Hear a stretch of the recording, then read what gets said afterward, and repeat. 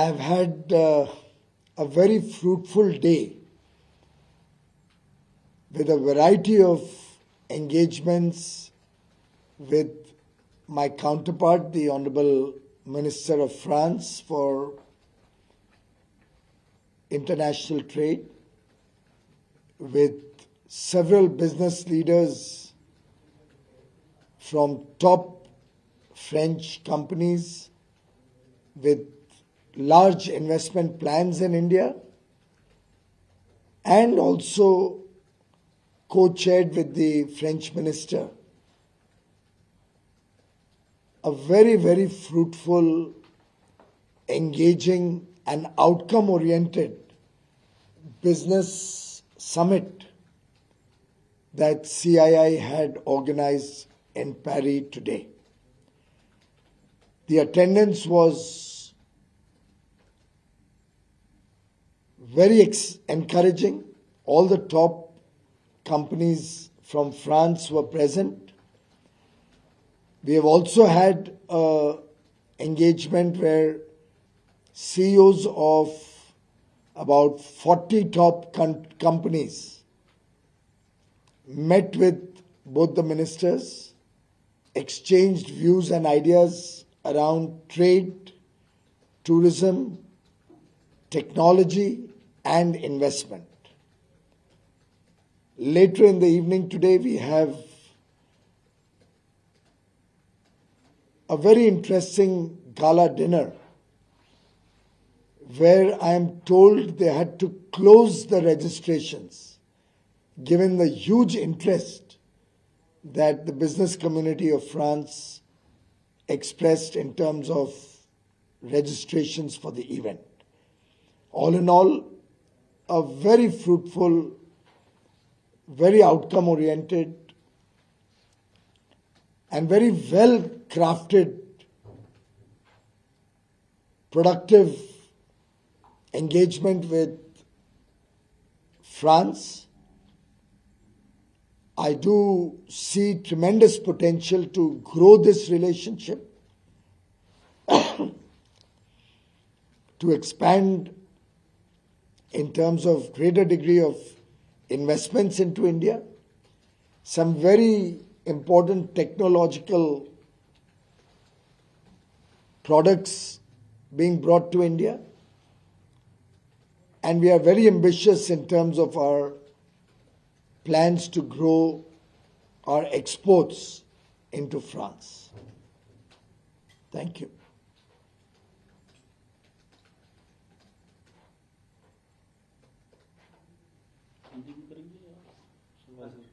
शुरुआत में आज बहुत ही महत्वपूर्ण दिन रहा जब फ्रांस और भारत के बीच अलग अलग बैठकें हुई। उनके माननीय मंत्री के साथ मेरी विस्तार से चर्चा हुई, फ्रांस के मंत्री के साथ, कैसे भारत और फ्रांस के बीच में आर्थिक संबंध बढ़ाने के लिए हम दोनों प्रतिबद्ध हैं। दोनों देशों के बीच व्यापार बढ़े, निवेश बढ़े, पर्यटन बढ़े और आधुनिक टेक्नोलॉजीज भारत में हम ला सकें, इसके लिए विस्तार से मंत्री स्तर पर चर्चा हुई। अलग अलग जो यहाँ के प्रमुख बड़ी कंपनियां हैं, उनके मालिकों के या उनके मैनेजमेंट के साथ चर्चा हुई। एक पूरे दिन भर का बिजनेस, भारत के भी और फ्रांस के भी बिजनेसेस का एक बैठक हुई, जिसमें अलग अलग विषयों के ऊपर प्रेजेंटेशंस और चर्चा के माध्यम से हमने फ्रांस की कंपनीज को भारत की तरफ आकर्षित किया और एक टॉप कंपनीज के सीईओज के साथ फ्रांस के मंत्री और मेरी राउंड टेबल में उनके क्या आगे भविष्य में योजनाएं हैं, क्या निवेश करने में वो रुचि रखते हैं, किन विषयों में वो भारत से व्यापार बढ़ाने में उत्साहित है, इसके ऊपर भी बहुत अच्छी चर्चा हुई है।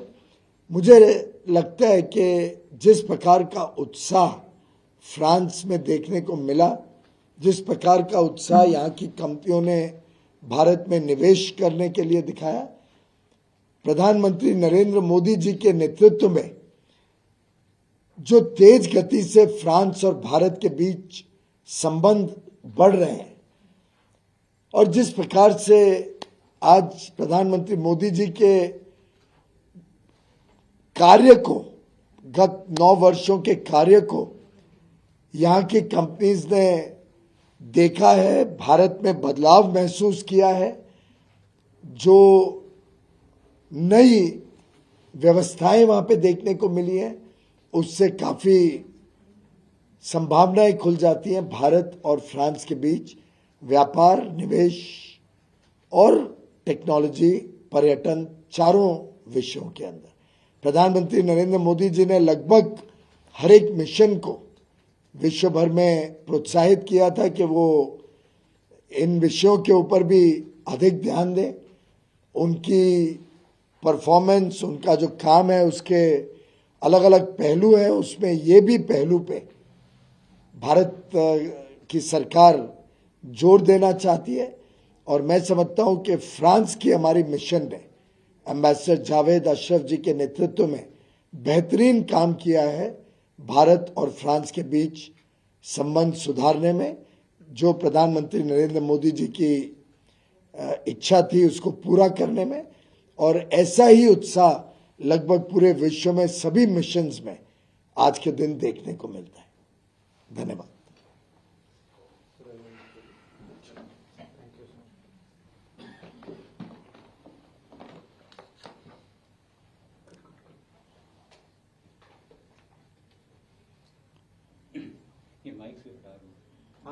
ये चालू रखो ना, उनको भी लेने तो उनको कुछ उसमें यूज करने के। तुम्हें प्रॉब्लम है? तुम्हें प्रॉब्लम नहीं है तो चलो ना, आप भी रिकॉर्ड कर लो। अगर क्वेश्चन आंसर कुछ आपके काम है तो आप भी ले लो, हमें क्या दिक्कत है।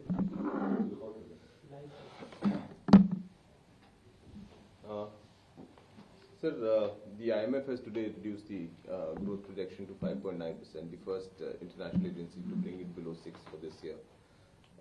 You met a lot of investors today. How is the perception in terms of the demand situation in India? Are there, and given what is happening in Europe and the US, do you sense that there'd be a slow, they would be going slow in terms of fresh investment plans? I did not get that feeling in my engagement with industry. Irrespective of what agencies may be projecting as potential growth rates, the reality is that India is today a large market of 1.4 billion people. 140 crore aspirational young Indians looking for a better quality of life is by itself a huge domestic market. Also, our own share of world trade is relatively small, despite the massive growth over the last 2 years, from $500 billion to today nearly $765 billion plus in 2 years' time, is a record of sorts. And therefore, I think that India is gradually moving more and more into a export-led, manufacturing-led economy. Our services sector is rapidly becoming the trusted partner of the world. And in this situation, I would think that there's a very bright future ahead of us. So this year, the FDI numbers indicate some sort of a slowdown. What do you think would be the reasons, and what is being done to kind of ensure that it picks up? I think largely the FDI number has reduced in the startup ecosystem, some of which were valuations which were developed during COVID, and in the post-COVID world, we see that there has been a softening of some of those valuations. I would also believe that a lot of the pent-up investment that came into the country last year may not have continued into the next year, and therefore we need not draw up our plans for the long term based on 1 year.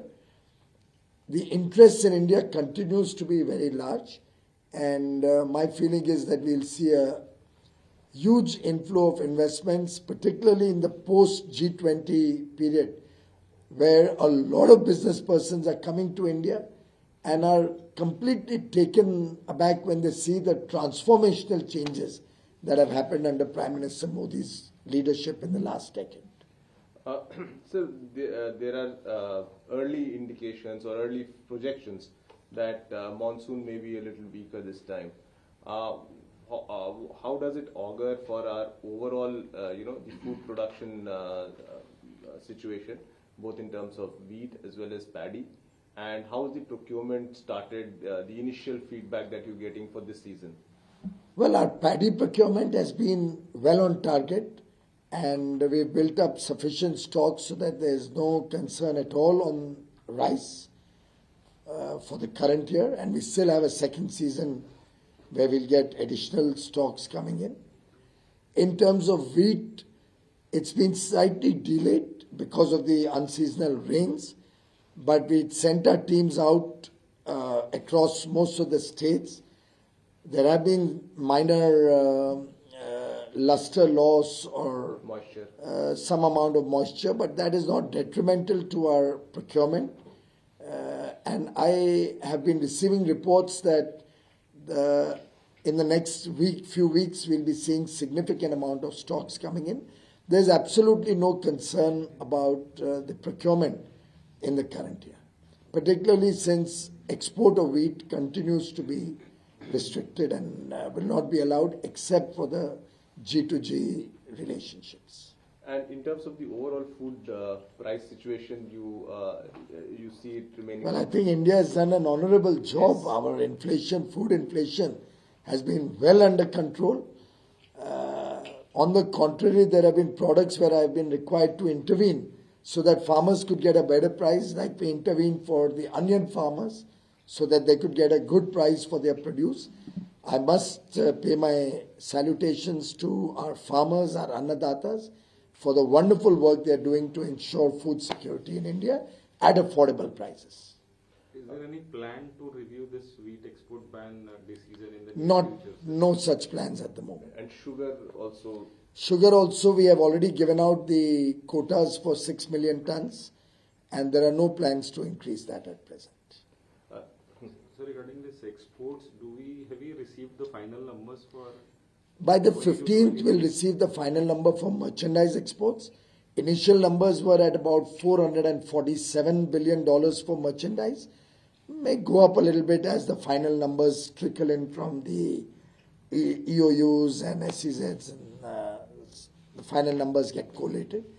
On services, the final number will come about 3 weeks from now for the month of March. But the numbers up to February are extremely, extremely good. And we are looking at a number anywhere between $320 to $325 billion of services exports in the year gone by, collectively, not only being an all-time record for the second time in a row, but demonstrating growth both in goods and in services, and simultaneously also giving almost $100 billion growth overall in exports. Whereas the rest of the world has been very, very soft. India would be showing more than 12 or 13% growth. Sir, on FTAs, did the companies that you meet, because they have, did that issue come up? Well, everybody is very excited. I had very good conversations with the Honourable Minister. We have full support from the French government, and they are very keen that we should progress on all fronts for a comprehensive free trade agreement, market access issues, investment protection agreement, the GI agreement.